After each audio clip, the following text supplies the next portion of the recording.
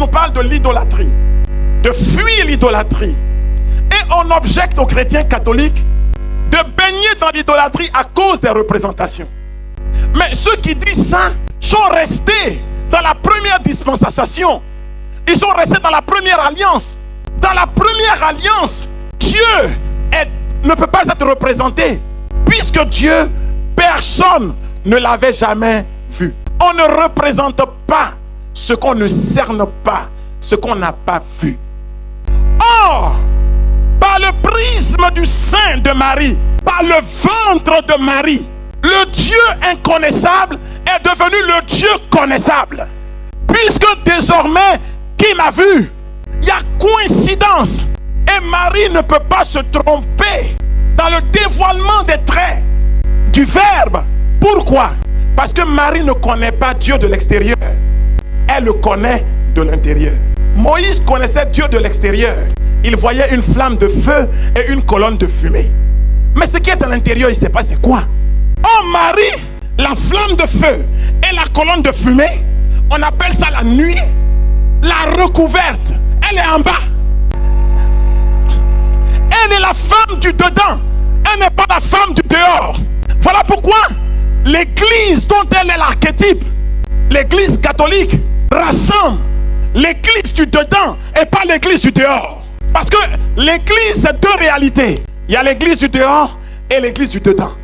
En Marc au chapitre 2, on nous dit que Jésus était à Capharnaüm, à l'intérieur de la maison de la belle-mère de Pierre, n'est-ce pas?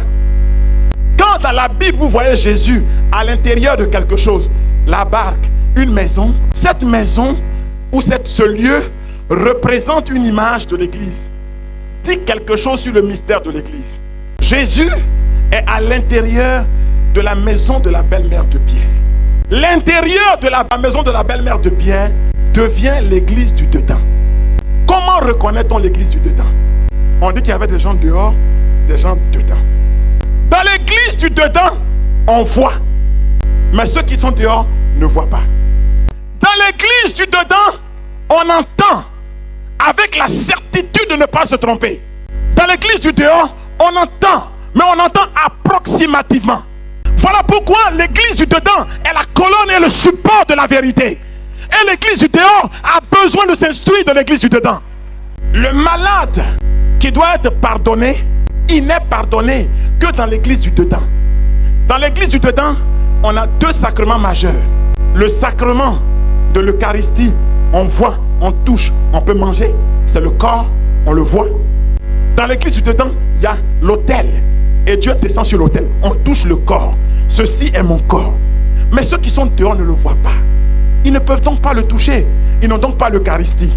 Dans une église où il n'y a pas l'autel pour célébrer la messe, c'est l'église du dehors. Et dans l'église du dedans, il y a le sacrement du pardon. Jésus dit, pour que vous sachiez que le Fils de l'homme a le pouvoir sur la terre de pardonner les péchés, je te l'ordonne, lève-toi et va. Il y a le sacrement de la confession. Vous ne trouverez jamais le sacrement de la confession dans l'église du dehors. Donc dans l'église du dehors, on trouve la guérison. Parce que les gens qui étaient guéris dedans, étaient guéris dehors. Dans l'église du dedans comme dans l'église du dehors, on prêche. Dedans, dans une doctrine juste. Dehors, dans une doctrine à peu près juste.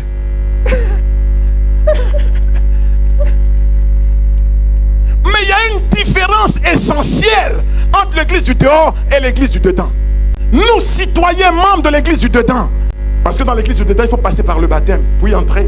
Le baptême est le sacrement qui nous fait devenir membres de l'église du dedans. Dans l'église du dedans, ce n'est plus de l'idolâtrie que de représenter.